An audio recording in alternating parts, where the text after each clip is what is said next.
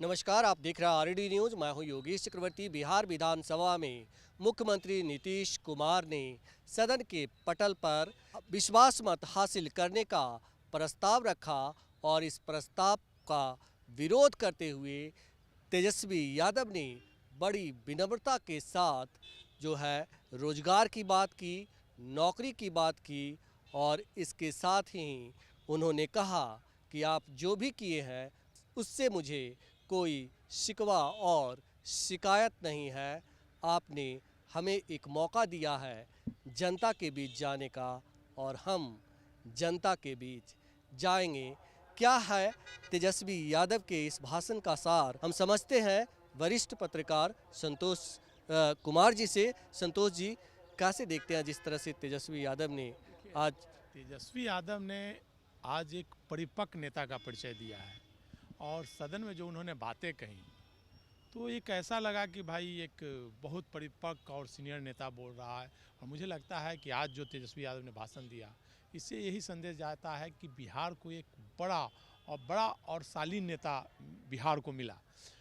आज नीतीश सदन में तेजस्वी यादव ने जो बातें कही, मतलब ना कोई शिकायत की किसी से, ना किसी पर अपमानजनक टिप्पणी की, सबकी प्रशंसा की, नीतीश कुमार की प्रशंसा की, सम्राट चौधरी की प्रशंसा की, सबकी प्रशंसा करते हुए उन्होंने अपनी बात कही और सबका मन मोह लिया उन्होंने। आज तेजस्वी यादव ने कहा कि भाई राम की बात करते हैं आप, राम की, भगवान श्री राम की, भगवान राम सबके दिलों में बसते हैं।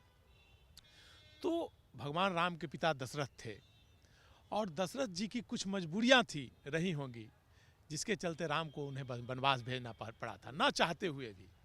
और हम नीतीश जी को अपने पिता तुल्य मानते हैं, वो भी हमको बेटा अपना मानते हैं। नीतीश जी से हमें कोई शिकायत नहीं है, आज भी उनका सम्मान करते हैं, पहले भी करते हैं, आगे भी सम्मान करते रहेंगे।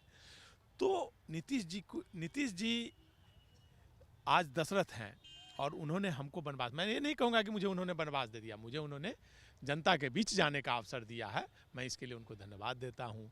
तो इतनी शालीनता से उन्होंने ये बातें कही कि सबकी बोलती बंद नीतीश कुमार मुस्कुरा रहे थे। उन्होंने नीतीश कुमार को दशरथ बनाया और खुद राम बन गए एक तरह से।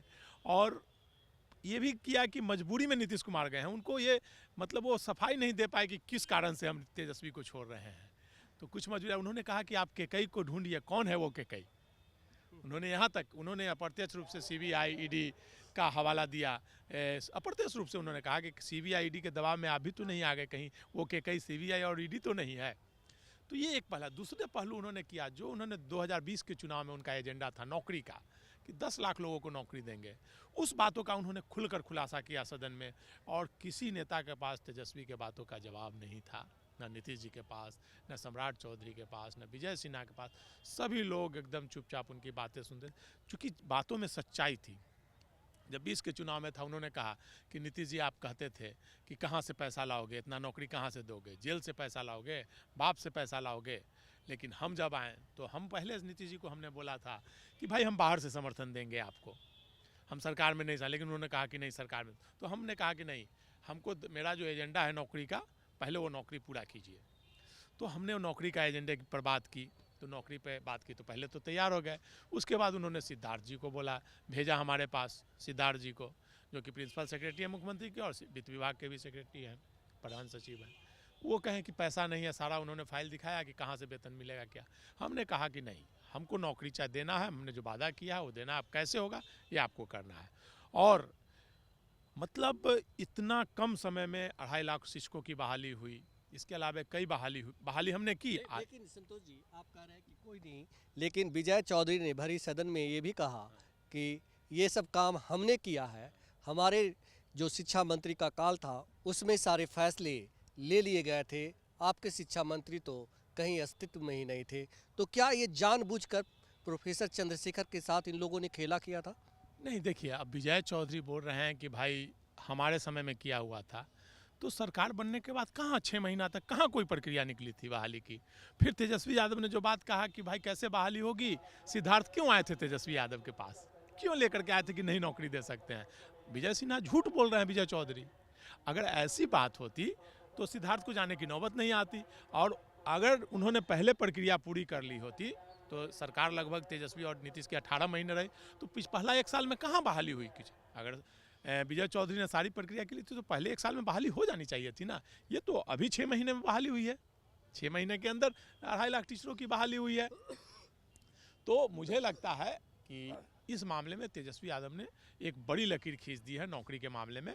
वो जनता समझ रही है कि भाई नीतीश कुमार 15 साल में क्यों नहीं नौकरी दिया नीतीश कुमार ने सरकारी नौकरी। तेजस्वी यादव के आने का फिर बीजेपी के साथ थे तो क्यों नहीं दिया। तेजस्वी यादव के आने के बाद 2.5 लाख शिक्षकों की बहाली कैसे हुई, ये हुआ।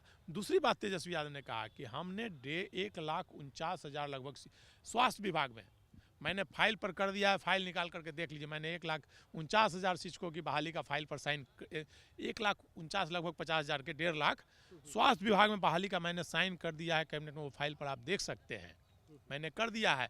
और बार बार मैं विजय चौधरी जी को कहता था, मुख्यमंत्री अच्छा होगा कैबिनेट में लाने के लिए बार बार कहता था, लेकिन ये लोग कैबिनेट में नहीं लाए, उसको भी बहाली कीजिए।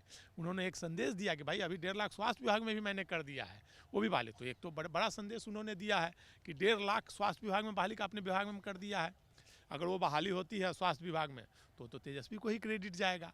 और अभी भी जो भी बहाली होगी वो वही एजेंडा उनका है कि भाई बहाली कीजिए, ठीक है, हमको नहीं श्रेय दीजिए, आप भाजपा ही श्रेय ले, लेकिन बहाली नौकरी दीजिए। हमारा वही एजेंडा था, हमने दिया, हम श्रेय ले रहे हैं और हमने किया। इसका जवाब नहीं था किसी के पास।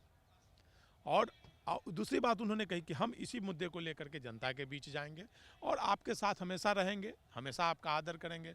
दूसरी बात उन्होंने चेतन आनंद को कहा कि भाई वो चले गए, हमारे छोटे भाई हैं, जब कहीं इनको कुछ नहीं मिला तो हमने उनको जगह दी, उनका सम्मान करते हैं कभी भी। फिर भी उन्होंने कहा कि अगर आपको जब भी कुछ ज़रूरत हो तो आप मेरे पास आइएगा, हम आपके साथ हैं। फिर उन्होंने नीलम देवी को भी बोला कि आपकी भी कुछ मजबूरियां हैं, लेकिन ज़रूरत होगा तो आप हमारे पास आइएगा। फिर प्रहलाद यादव को, सबको सम्मान के साथ, किसी की आलोचना नहीं, किसी की शिकायत नहीं, मतलब किसी के खिलाफ नाराज़गी नहीं, सबको सम्मान के साथ उन्होंने दिया। तो एक बड़ी लाइन उन्होंने खींची है, एक बड़ी बात कही और शालीनता से सारी बातें कही। संतोष जी, क्या तेजस्वी यादव को ये भी लग रहा है कि जैसे ही लोकसभा के चुनाव होंगे और एक बार फिर बिहार में सत्ता परिवर्तन होगा, क्या इसकी उम्मीद लगा रखी है तेजस्वी यादव ने? तो उन्होंने तो सदन में ये बात कही कि क्या भरोसा कि नीतीश जी 10वीं बार फिर नहीं फिर पलटी नहीं मारेंगे। ये बात भी कही उन्होंने कि क्या भरोसा, 9 बार कर चुके हैं और एक टर्म में 3 बार मुख्यमंत्री पद की शपथ ले लिया उन्होंने एक ही टर्म में अभी तक, तो क्या भरोसा कि चौथी बार नहीं लें। तो ये हो सकता है, जो नीतीश कुमार जी के बारे में तेजस्वी यादव ने कहा, कोई शिकायत नहीं की, तो मुझे लगता है कि अगर लोकसभा चुनाव के बाद भाजपा की ओर से प्रेशर डाला जाएगा तो नीतीश कुमार फिर पलटी मार सकते हैं और फिर तेजस्वी यादव के साथ आ सकते हैं। तेजस्वी यादव के साथ आ सकते हैं, लेकिन नीतीश कुमार ये कहते आज सुने गए कि ये लोग कमाई कर रहे थे और इसकी भनक जब मुझे मिली तब हमने इनका साथ छोड़ने का फैसला किया। हम इसकी जांच करवाएंगे कि आखिर ये जो हॉर्स ट्रेडिंग कर रहे थे इसके लिए पैसे कहां से लाए। अच्छा, एक बात बताइए, अगर आरजेडी और तेजस्वी यादव हॉर्स ट्रेडिंग कर रहे थे तो एक भी विधायक क्यों नहीं वो खरीद पाए। मैंने पहले भी ये बात कही थी कि विधायकों को खरीद फरोख्त और पैसा के मामले में एनडीए के तुलना में कोई नहीं खड़ा हो सकता है। कहाँ जदयू के किसी विधायक को खरीद पाए, कहाँ भाजपा के किसी विधायक को खरीद पाए, कहाँ उनके समर्थन में किसी ने वोट किया। तो समर्थन में तो वोट आरजेडी के विधायकों ने जदयू के समर्थन में किया, चेतन आनंद ने किया, नीलम देवी ने किया, प्रहलाद यादव ने किया। तो ये तो उल्टा, मतलब जो गेंद नीतीश जी के पाले में ही जा रही है। मतलब नीतीश जी ने ही हॉर्स ट्रेडिंग किया है क्या? अगर विधायकों की खरीद फरोख्त की बात हो रही है तो कहाँ आरजेडी ने खरीद फरोख्त किया एक भी विधायक?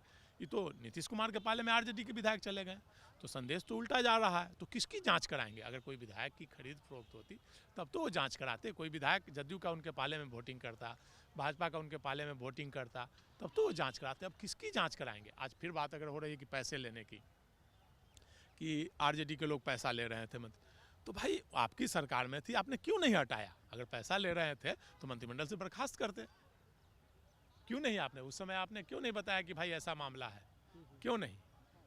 तो ये कोरा, मतलब एक बदनामी, कोरी कल्पना है, बस ऐसी आलोचना और कुछ नहीं है, बस ऐसे ही बयानबाजी है और कुछ नहीं। तो तेजस्वी यादव ने बिहार विधानसभा में पूरी शालीनता दिखाई और इस शालीनता का भी एक मतलब है, बिहार की जनता को संदेश देना है कि हमने आपके लिए वो सब कुछ किया जो हमें करना चाहिए था। नौकरियां दी और जाते जाते लगभग 1.5 लाख नौकरियों पर हस्ताक्षर करके आया हूं। अब सीएम नीतीश का काम है कि वो उन नौकरियों को आम जनता में बांटे। फिलहाल इतना ही। आप हमें फेसबुक पर फॉलो करें, यूट्यूब पर सब्सक्राइब करें, लाइक करें, शेयर करें और कमेंट कर अपना बहुमूल्य विचार और सुझाव देना बिल्कुल ना भूलें।